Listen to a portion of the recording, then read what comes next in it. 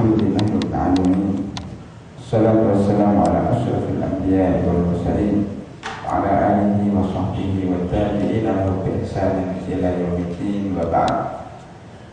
Hadirin jamaah salat subuh rahimakumullah. Alhamdulillah pada pagi hari ini kita kembali bisa melaksanakan salat subuh berjamaah yang kita lanjutkan dengan kajian tentang manhaj Ahlussunnah wal Jamaah.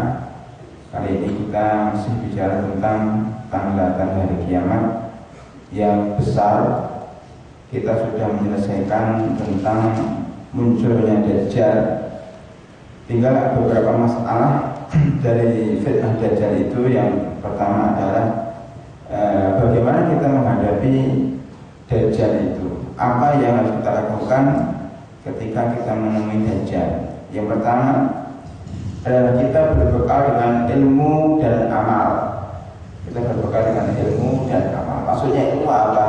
Kita belajar tentang Dajjal, tanda-tandanya, sifat-sifatnya, kapan keluarnya, berapa lama di dunia ini. Itu ilmu. Kalau kita mengetahui ilmu tentang Dajjal, insya Allah kita akan bisa mengetahui nanti kalau keluar itu Dajjal itu yang mana kita tahu. Paling tidak di jidatnya tertulis kata-kata kafir. Tidak ada yang bisa membaca kafir itu kecuali orang-orang beriman yang belajar. Kalau orang beriman nggak belajar, itu nggak tahu, tidak tulisannya kalau juga nggak terbaca. Jadi bisa membaca adalah orang-orang yang beriman dan berilmu. Yang kedua, iman itu dan ilmu itu harus dilanjutkan dengan amal.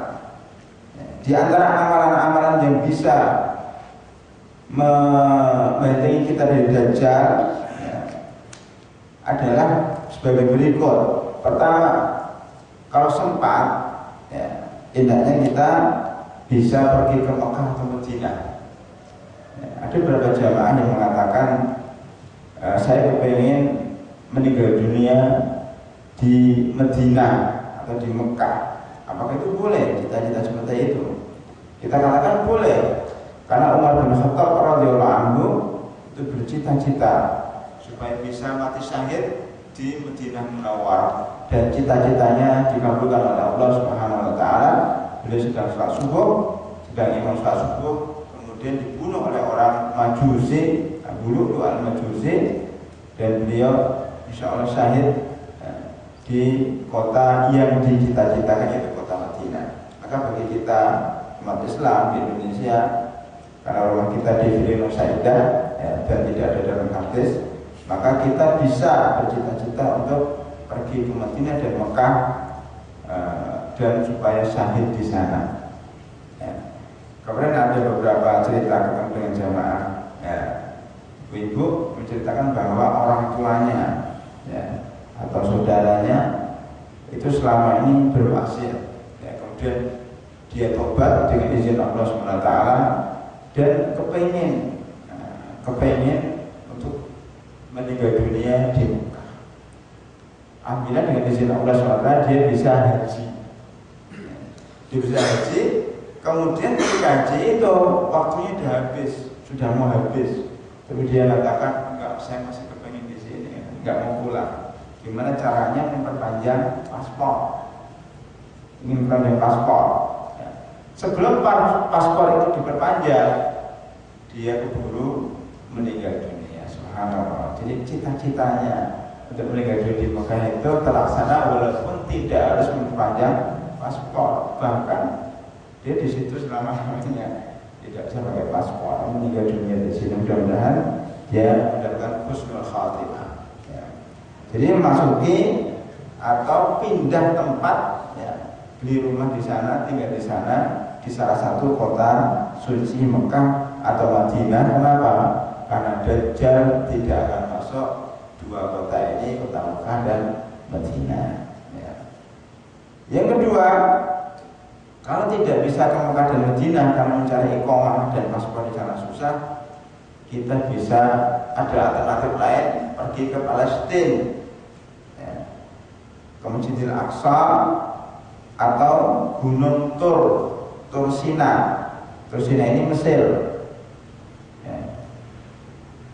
Kalau Madinah Mekah, ya, kita pernah mengunjungi Gunung Tursina, juga pernah mengunjungi, tinggal Masjidil Aqsa yang dulu. Ya. Berarti nanti bisa ke Masjidil Aqsa. Ya. Gunung Tur ini berada di Mesir, perbatasan Mesir Palestina, tempatnya Nabi Musa alaihissalam mendapatkan wahyu. Maka dalam surat Tin disebutkan, A'udzubillahi minasyaitonir rajim, bismillahirrahmanirrahim, wat-tini waz-zaitun wa turi sinin wa hadzal baladil amin. Ya, itu menyebutkan 3 kota suci atau empat tempat suci. Wat-tini waz-zaitun. Tin waz-zaitun ini, buah tin dan buah zaitun banyak tumbuh di Masjidil Aqsa, Palestina. Maksudnya Allah bersumpah dengan Masjidil Aqsa, Palestina. Wat-tin waz-zaitun. Wa turi sinin, setelah Palestina, Masjidil Aqsa ini maksudnya Isa ibn Maryam, tempat lainnya Isa ibn Maryam, kota suci juga bagi umat Islam dan umat-umat yang lain. Wa turi sinin, tempat suci bagi orang Yahudi, ya. Karena di sini Nabi Musa mendapatkan wahyu. Maka di atas itu ada sinagog dan ada gereja dibangun. Ini masjid belum ada. Wa turi sin wa hadzal baladil amin, maksudnya dan demi kota suci ini, yaitu kota Mekah. Itu sudah disebutkan. Maka di sini Masjidil Haram, itu Mekah dan Madinah, kemudian Masjidil Aqsa dan Gunung Tur, ya, di lembahnya itu. Ada sebagian riwayat mengatakan bahwa Dajjal tidak akan masuk di daerah Gunung Tursina. Yang ketiga, kalau kita tidak bisa ke sana karena tidak ada uang atau karena belum jatahnya, kotanya belum bisa mendapatkan kota ke sana, maka kita bisa dengan cara menghafal 10 ayat permulaan surat Al-Kahfi, sehingga tidak susah, hanya 10 ayat saja. Surat Al-Kahfi dibaca setiap hari Jumat. A'udzubillahi minasyaitonir rajim. Bismillahirrahmanirrahim. Alhamdulillahilladzi anzala 'ala 'abdihi al-kitaba wa lam yaj'al lahu 'iwaja qayyiman liyundhira ba'san shadidan min ladun wa yubashshiral mu'minina alladziina ya'maluna ash-shalihat anna lahum ajran hasanah. Sampai 10 ayat pertama. Karena Rasulullah SAW bersabda, barang siapa yang hafal, merenungi, memahami maknanya 10 ayat dari permulaan surat Al-Kahfi, dia akan terjaga dari fitnah Dajjal. Ya. Riwayat Imam Muslim. Hadis ini riwayat Imam Muslim. Ustaz, 10 ayat pertama susah, ya sudah 10 ayat terakhir. Jadi kalau tidak bisa 10 ayat pertama, bisa alternatif yang keempat, yaitu menghafal 10 ayat terakhir surat Al-Kahfi. 10 ayat terakhir itu dari apa ya? Jadi satu lembar atau halaman yang terakhir itu bagai 10 ayat. Itu apa namanya, surat Al-Kahfi yang sering dibaca oleh para imam, justru malah yang 10 terakhir surat Al-Kahfi, dan ini juga terdapat dalam hadis sahih. Daripada kita awal atau terakhir, mendingan dibaca dari awal sampai akhir kalau bisa. Tapi surat Al-Kahfi kalau belum terbiasa dan belum dihafal, memang kelihatannya susah. Ya, kata-katanya itu lebih susah daripada surat Al-Baqarah. Ya, ini agak susah karena memang lain, apa namanya, gaya bahasanya di situ lain. Ya. Kemudian yang kelima, kalau selain tadi menghafal awal surat dan akhir surat, 10 awal surat Al-Kahfi dan akhir 10 akhir surat Al-Kahfi, bisa dengan cara lain, yaitu lari dari kota-kota, ya, dan mendaki gunung dan gurun, ya. Jadi ke desa-desa, jadi pindah ke desa-desa. Ya, kemarin tetangga saya di Cipayung sebelum saya ke Bekasi itu sudah punya rumah di Jakarta Timur, di kota, tapi justru malah pindah ke desa lagi karena dia udah tua bersama istrinya, sudah kakek dan nenek, dia pindah ke desa. Nah, rumah di kota untuk apa? Untuk anaknya. Itu bisa selamat dari Dajjal itu, karena Dajjal itu masuk di kota-kota besar, ya, termasuk kota Bogor, besar. Tapi kalau desa, sebagian ayat mengatakan dia tidak masuk ke desa-desa dan gunung-gunung, apalagi yang tidak terjamah dengan listrik. Belum ada listriknya itu nggak dimasuki Dajjal. Ya. Sebagaimana dalam hadis Ummu Syarif, beliau berkata, saya mendengar Rasulullah SAW bersabda, hendaklah manusia lari menjauhi Dajjal menuju gunung-gunung. Makanya fitnah, ya, itu bukan hanya Dajjal, fitnah sekarang ini itu muncul di kota-kota. Kota-kota. Jadi kalau generasi muda itu sudah pergi ke kota, rusak. Ya, di kota-kota besar, maka maksiat, pelacuran, perzinahan, perjudian, ya, perampokan itu ada di mana? Di kota-kota besar, Jakarta, Surabaya, Medan, Bandung, ya, Makassar. Itu semua kota-kota besar pasti kejadiannya lebih banyak daripada di gunung-gunung. Khususnya yang di situ ada keramaian, paling tidak sekarang standarnya ada listrik. Kalau ada listrik itu udah mulai rusak. Karena malam paling tidak dia tidak tidur, nyalakan listrik. Kalau ada sepak bola, oh dia nggak tidur sampai pagi, itu paling tidak. Tapi kalau di desa yang nggak ada listriknya, dia mau apa? Malam pada Isya itu udah tidur, nggak ada maksiat, udah tidur kerjaannya. Ya ada mencuri kadang-kadang aja, tapi jarang. Yang mau dicuri apa? Orang desa nggak punya barang, nggak punya HP, nggak punya apa komputer, nggak punya laptop, nggak punya mobil, ada dicuri. Paling yang dicuri sapi itu bunyi, kambing bunyi, takut juga. Makanya di desa itu lebih aman. Tapi kalau ketika desa itu udah masuk listrik, udah rusak. Generasi ini sudah mulai rusak. Ini ada kemiripan Dajjal dengan kemajuan teknologi. Di mana rumah masuk listrik, maka menyebarlah teknologi di setelah rusak manusia. Ya. Maka mungkin ada sebagian orang mengatakan Dajjal ini adalah teknologi. Ya. Tapi yang jelas di sini Rasulullah bersabda, hendaknya manusia lari menjauhi Dajjal dan lari ke gunung-gunung, ya.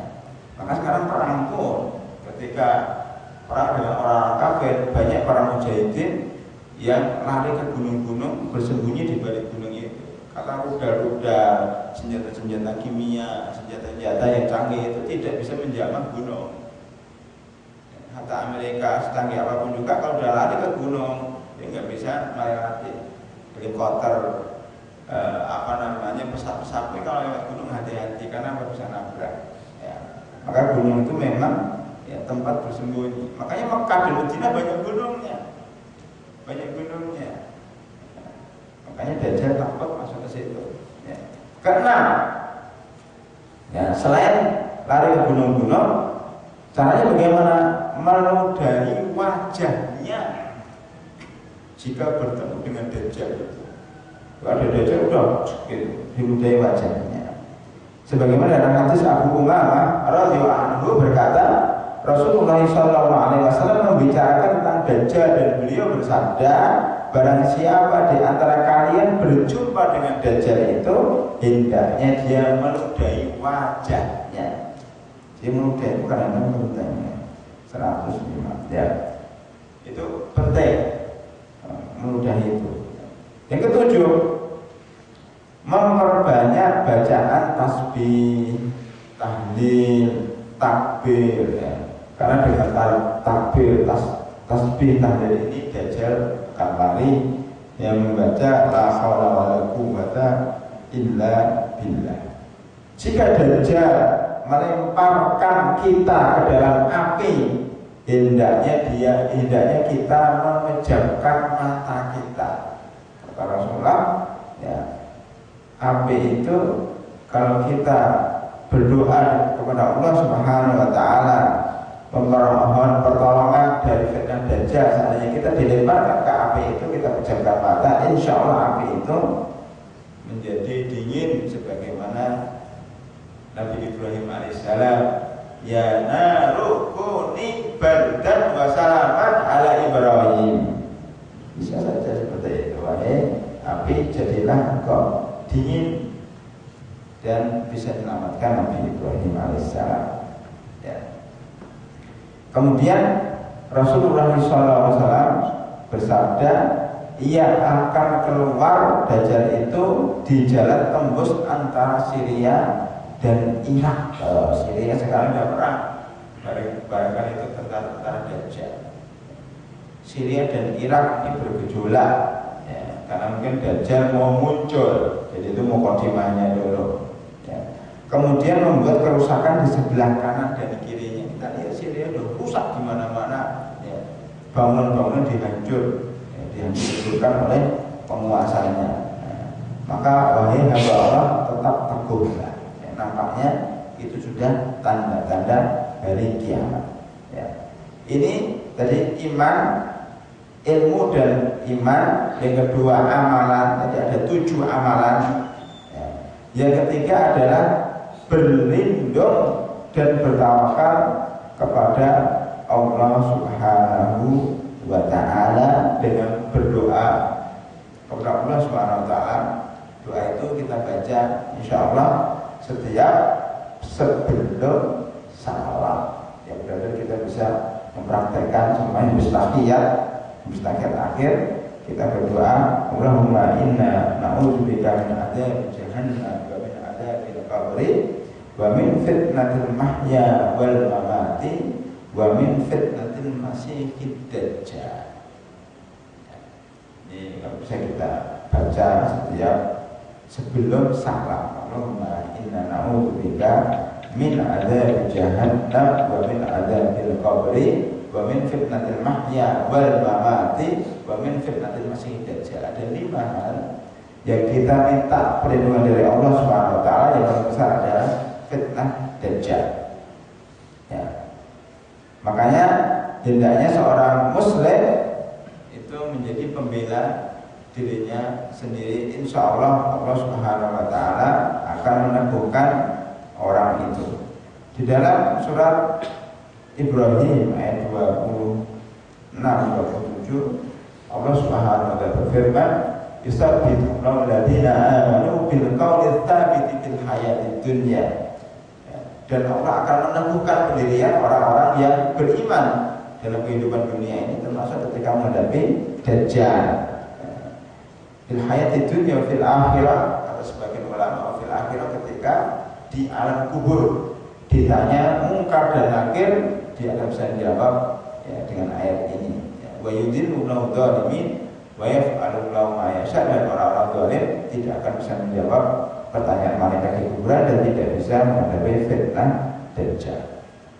Hadirin rahimakumullah, sebelum kita selesaikan Dajjal masih ada 2 masalah, ya, yaitu tentang hadis Ibnu Sayyad dan hadis Tamim Ad-Darimi yang sering dibicarakan para ulama. Apa itu Ibnu Sayyad? Ceritanya begini. Ibnu Sayyad adalah seorang dukun pada zaman Nabi Muhammad SAW. Ada yang mengatakan itu orang Ansar, ada yang mengatakan orang Yahudi. Beberapa riwayat ya saling bertentangan. Tapi yang jelas Ibnu Sayyad ini adalah dukun, tukang sihir. Saya lebih cenderung ini adalah orang Yahudi, ya, tukang sihir yang hidup pada zaman Nabi Muhammad SAW. Karena begitu hebatnya sihirnya dan dukunnya sampai dia terkenal, ya, di seluruh pelosok kota Madinah, sampai terdengar oleh Nabi Muhammad SAW bahwa di sana ada nenek Ibnu Sayyad yang merupakan tukang sihir atau dukun. Suatu ketika Ibnu Sayyad ini sedang bermain-main di kampung halamannya dengan beberapa anak kecil. Ya. Diceritakan dari Abdullah bin Umar bahasanya dia berkata Umar bin Khattab bapaknya dan Nabi Muhammad SAW bersama beberapa rombongan pergi menemui Nusayyad. Rasulullah ingin menguji Nusayyad itu sebenarnya dajjal atau tidak. Kemudian beliau mendapatkan Nusayyad sedang bermain bersama anak-anak. Kemudian Rasulullah ada di belakang itu diam-diam mendatangi Nusayyad ini dan menepuk dadanya. Nusayyad kaget. Kemudian Rasulullah menepuk punggungnya dengan tangannya. Beliau bertanya, wahai Nusayyad, apakah kamu bersaksi bahwa saya adalah utusan Allah Subhanahu wa Ta'ala? Diuji, kamu bersaksi enggak? Kamu ngakui apa saya itu nabi? Saya nabi utusan Allah di akhir zaman. Kamu mengakui enggak? Ibnu Sa'id mengatakan, iya, saya mengakui. Aku bersaksi bahwa kau adalah Rasul yang ummi. Kemudian Ibnu Sa'id dukun ini balik bertanya, wahai Muhammad, apakah kamu juga mengakui bahwa saya juga utusan Allah? Nah, ini dia tanda. Jadi dia mengakui utusan, mengaku nabi. Setiap yang mengaku nabi itu disebut dengan dajjal, karena dajjal itu artinya pendusta. Maka akan muncul dajjal-dajjal sangat banyak sekali. Ya di Indonesia sudah banyak dajjal-dajjal, tapi dajjal yang kecil-kecil. Lalu saya itu juga mengatakan, wahai Muhammad, apakah engkau mengaku bahwa saya juga utusan Allah? Apa jawaban Nabi Muhammad SAW? Ya, beliau diplomasi jawabannya. Saya beriman kepada Allah dan Rasul-Rasulnya. Dia tidak mau mengakui karena dia bukan Rasul. Dan beliau mengatakan saya beriman kepada Allah dan Rasul-Rasulnya. Saya adalah penutup Rasul, berarti dia bukan Rasul. Kemudian Nabi Muhammad menguji yang kedua kalinya. Tadi sudah ketahuan dia dajjal. Yang kedua, beliau bertanya, wahai Nusayyad, saya mempunyai rahasia untuk kamu. Saya punya rahasia untuk kamu. Nusayyad tahu ya, rahasia apa itu. Kemudian dia mengatakan, ya, itu adalah duh. Itu maksudnya adalah apa namanya itu, duhan itu, duh itu asap kan. Dia Rasulullah sebelum menyebutkan rahasia itu, ini sudah bisa menebak. Oh, maksudnya asap kan. Nah, kemudian Rasulullah itu katakan asap, maksudnya adalah asap dalam surat Ad-Dukhan. Surat Dukhan itu surat asap namanya, surat Dukhan. Allah SWT berfirman, surat Dukhan ayat 10, fartaqib yauma ta'tis sama'u bidukhanin mubin.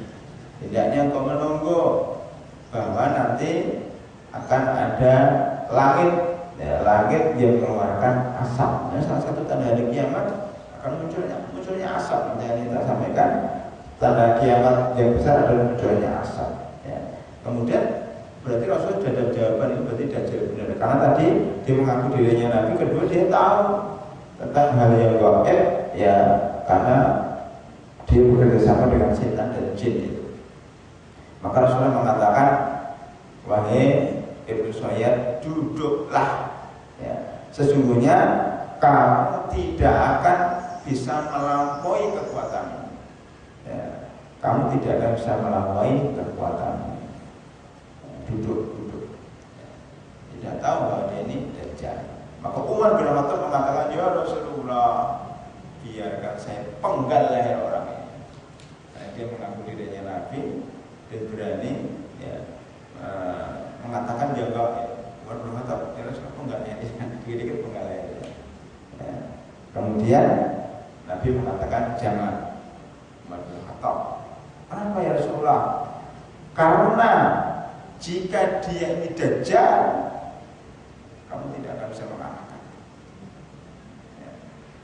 Kekuatannya itu dahsyat. Kamu nggak usah dibunuh, kamu nggak akan bisa mengalahkan. Umar bin Khattab pun oleh Nabi Muhammad SAW dikatakan tidak bisa mengalahkan dajjal. Maksudnya dari sisi kekuatannya. Kemudian jika dia bohong, orang kayak gini ngapain mau bunuh, capek bunuhnya, biar aja kalau dia bohong. Nah, tapi kalau dia benar-benar dajjal, maka kamu tidak akan bisa mengalahkan. Atau bisa ditafsirkan di sini, wahai Umar, jika pengakuannya bahwa dia itu nabi, atau jika pengakuannya bahwa dia itu utusan Allah, maka kamu tidak akan bisa mengalahkan. Jika dia berdusta, kamu tidak akan bermanfaat membunuhnya. Allah alam bisawab. Ya. Tapi kata-kata Rasulullah seperti itu. Ya. Nah, sampai sini. Jadi Ibnu Soyad. Maka para ulama mengatakan, ya, bahwa Ibnu Soyad ini adalah dajjal. Tapi dajjalan atau dajjal beneran? Ini cerita lagi. Tadi kan Ibnu Umar cerita seperti di tempat lain. Ibnu Umar pernah berjumpa dengan orang Ibnu Soyad ini di suatu ketika di tempat lain, di waktu lain berjumpa dengan Ibnu Umar. Beliau mengatakan Ibnu Umar menemui dajjal lagi dan matanya terlihat bengkak. Jadi mata kita katakan mata dajjal itu salah satunya buta, ya, yang sebelah kanan. Itu Umar ketemu lagi setelah berapa hari ketemu sama Ibnu Soyad tadi. Kok matamu tahu bengkak? Sejak kapan matamu bengkak? Ia menjawab, saya tidak tahu. Umar bilang, kok bisa nggak tahu itu mata kamu? Ya, gimana kamu bisa nggak tahu? Padahal matamu itu di kepalamu katanya. Ia menjawab, jika Allah menghendaki, mataku ini akan saya pindahkan ke tongkatnya Ibnu Umar. Ya. Lalu setelah itu Ibnu Soyad langsung mendengus seperti mendengusnya keledai. Kalau mendengus binatang wong gitu. Ini orang tapi kok kayak binatang. Makanya ada sebagian mengatakan itu dajjal. Tetapi ya, sebagian besar ulama mengatakan bahwa ini bukan dajjal yang benar, tapi ini dajjal-dajjalan. Walaupun tanda-tandanya ada. Berbeda dengan hadis kedua, ceritakan hadis kedua itu adalah hadis yang diriwayatkan oleh namanya Tamim Ad-Dari. Tamim Ad-Dari dulu orang Nasrani, orang Kristen, orang Nasrani yang masuk Islam. Ketika itu dia bercerita, suatu ketika saya berlayar dengan teman-teman saya, tapi ini diceritakan kepada Rasulullah SAW. Rasulullah menceritakan kepada para sahabatnya. Ceritanya di dalam hadis Sahih Muslim, bisa dicek yang punya buku Sahih Muslim di sini kan ada ya, jangan dipajang aja, pernah dibuka. Nanti dibuka, dicari yang hadis At-Tamim Ad-Dari, ya, dari Amir bin Syarhil, bahasanya bertanya kepada Fatimah binti Qais, saudara perempuan Ad-Dhahhak bin Qais. Ia termasuk muhajirat. Ia berkata, saya mendengar suara muadzin Rasulullah SAW. Jadi as-shalatu jami'ah, pokoknya ada dipanggil untuk sholat. Ya, kemudian setelah sholat, ya, saya pun pergi bersama para sahabat-sahabat yang lain menemui Rasulullah SAW di masjid. Berarti memang wanita pada zaman dulu juga ikut ke masjid. Ya.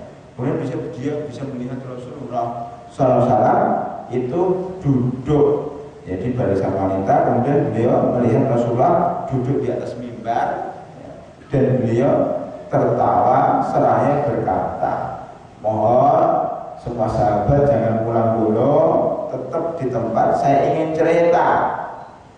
Ya, saya ingin cerita kepada kalian. Di sini katakan, tahukah kalian kenapa saya mengumpulkan kalian semuanya? Para sahabat mengatakan, Allah dan Rasulnya lebih tahu. Begini, demi Allah sesungguhnya aku tidak mengumpulkan kalian, ya, kecuali untuk, ya, menceritakan, ya, tidak membawa berita yang menyenangkan atau menakut-nakuti. Aku kumpulkan kalian tidak karena Tamim Ad-Dari, seorang Nasrani, salah seorang sahabatnya yang pernah masuk Islam, telah berbaiat masuk Islam, dan dia bercerita kepadaku tentang suatu masalah yang persis saya lihat. Jadi diceritakan oleh Tamim Ad-Dari itu persis yang dilihat oleh Rasulullah SAW. Dia bercerita pernah naik perahu bersama 30 orang. Naik perahu bersama 30 orang. Ya. Semuanya atau hampir yang 30 orang itu kena penyakit kulit dan lepra. Naik kapal. Mereka terombang-ambing oleh ombak besar selama 1 bulan. Nggak tahu kemana, pokoknya ke lautan lepas, ke laut Jawa, laut Pasifik, laut mana kita nggak tahu. Pokoknya itu selama 1 bulan. Ya.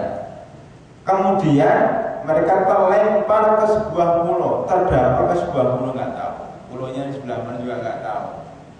Ada yang mengatakan itu di segitiga Bermuda. Segitiga Bermuda itu di mana? Berada ya, di dekat pantai Miami katanya. Pantai Miami itu mana? Di daerah Amerika. Ya, kalau nggak salah berbaca antara Amerika Serikat dengan Amerika Selatan. Ya, itu segitiga Bermuda. Ya, karena kata mereka setiap pesawat yang lewat situ, setiap kapal yang lewat situ pasti hilang, tidak ada bekasnya. Katanya dimakan oleh Dajjal. Jadi orang Yahudi pun punya keyakinan-keyakinan, ya, bahwa disitulah kerajaan Dajjal. Sekarang masih misterius. Silakan itu dipelajari segitiga Bermuda. Ya. Nah, ini dalam versi hadis ini beliau 30 rombongan ini terdampar dalam sebuah pulau. Nah, ketika terdampar di situ, Tamim Ad-Dari ini melihat binatang. Apakah binatangnya akan keluar pada hari kiamat? Nanti sebelum hari kiamat, binatang ini kan bisa berngomong sama manusia.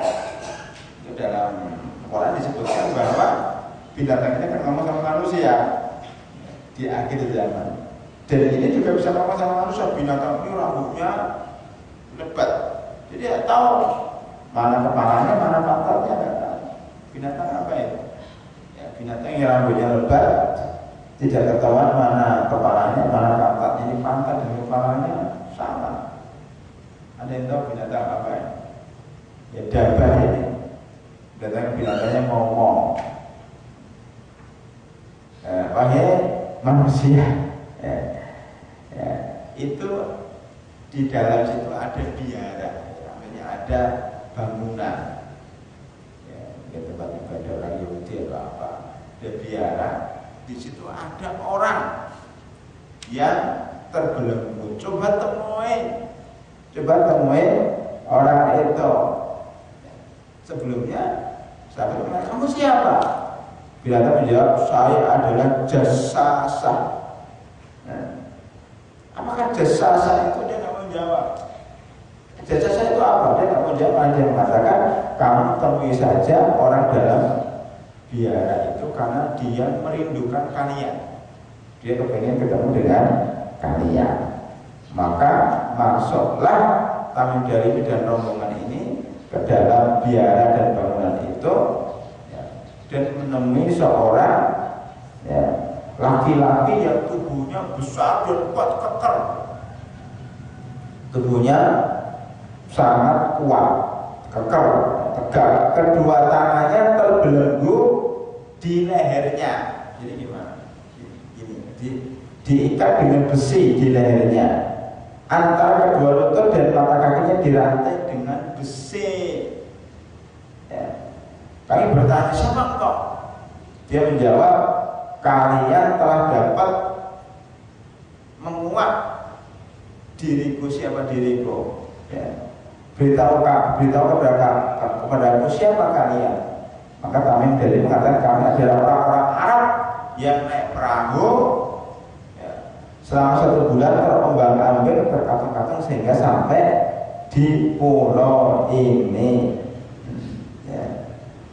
Kemudian orang itu mengatakan seperti itu. Kemudian orang itu mengatakan, kabarkan kepadaku tentang desa Nahal Baisan di daerah Syria. Ya, kami bertanya, ngapain kamu tanya-tanya? Tentang apa kamu tanya? Iya, ketahuilah sesungguhnya pohon-pohon kota itu akan tidak berbuah lagi. Jadi coba dia tuh nanya tapi jawab.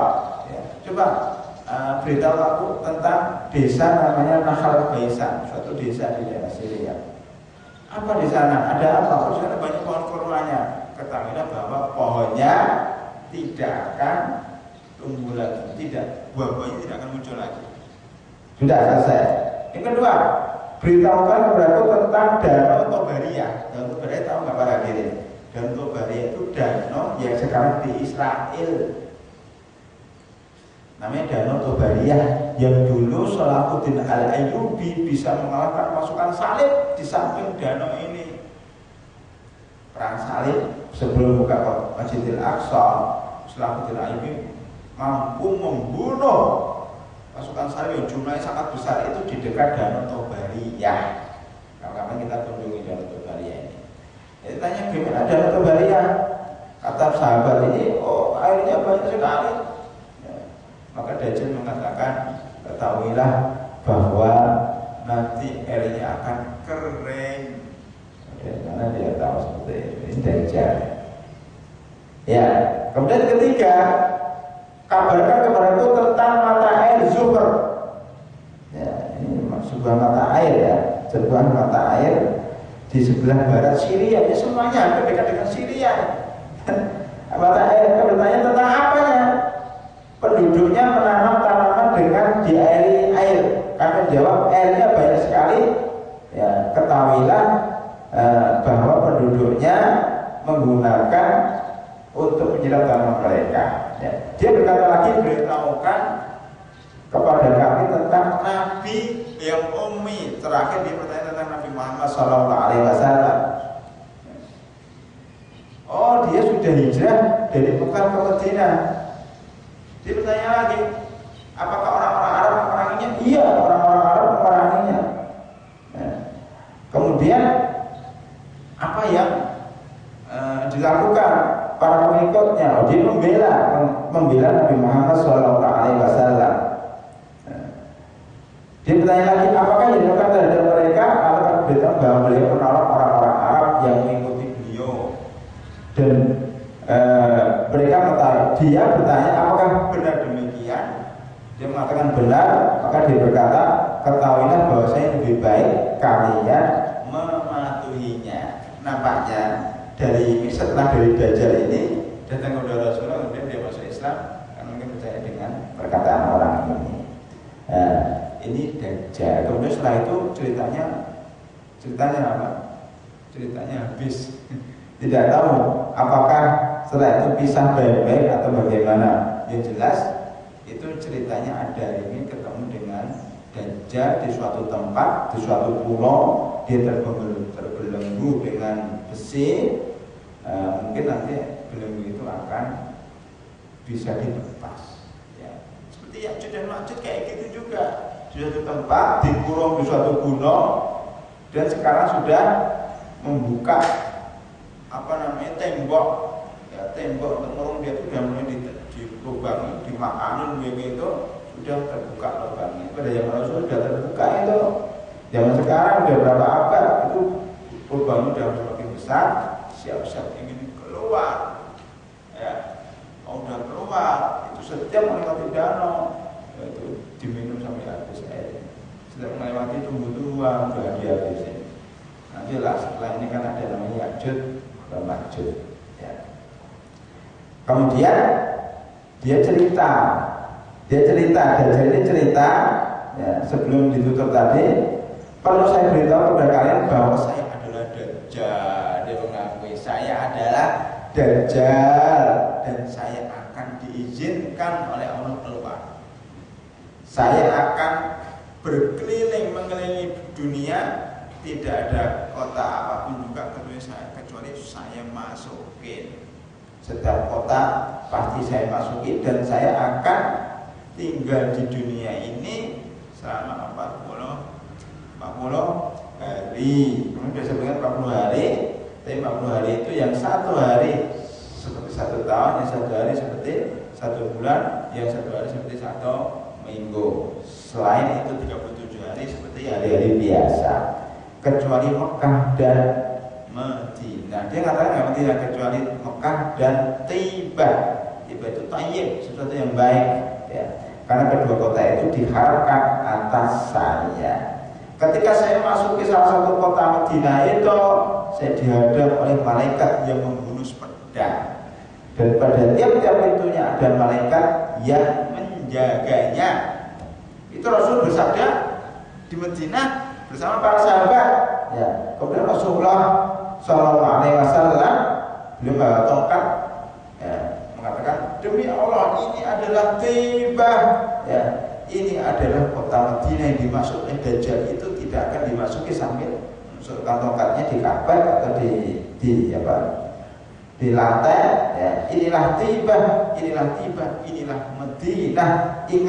Ingatlah, bukankah aku telah memberitahukan hari ini kepada kalian semuanya, wahai para sahabat, inilah Madinah yang tidak akan dimasuki Dajjal. Saya heran, kata Rasulullah, cerita tamu itu persis dengan apa yang telah saya ceritakan kepada kalian, ya, tentang kota Madinah dan Mekah juga. Ketahuilah bahwa dia berada di laut Syria dan laut Yaman, atau laut Yaman. Agak ragu Rasulullah, dia berada di laut Syria atau laut Yaman. Oh tidak, tapi dia akan datang dari arah timur. Jadi beliau pernah meralat kata-kata beliau. Oh tidak, beliau akan datang dari arah timur, dari arah timur. Besar. Arah timur mana maksudnya? Irak, karena timurnya Mekah. Benar ya? Bukan Jawa Timur, di sini Jawa Timur. Tapi jelas timur, arah timur maksudnya Irak, Iran. Jadi Asfahan, itu daerah sana. Nanti dibunuh oleh Nabi Isa alaihissalam, ya, di daerah Syria. Jadi menara timur Syria itu. Dan nanti Isa bin Maryam akan turun di situ, bertemu dengan Imam Mahdi dan akan membunuh Dajjal bersama 70.000 Yahudi yang di belakangnya. Dajjal itu akan melihat Isa bin Maryam itu nggak usah dibunuh, itu sudah mencair seperti mencairnya garam ketika kena air, gitu. Tapi tetap aja dibunuh oleh Isa bin Maryam sehingga darahnya terlihat. Itu nanti insya Allah akan kita sampaikan pada tanda berikutnya, yaitu munculnya Isa ibnu Maryam. Tapi yang jelas Dajjal ini dia akan mati di tangan Isa ibnu Maryam.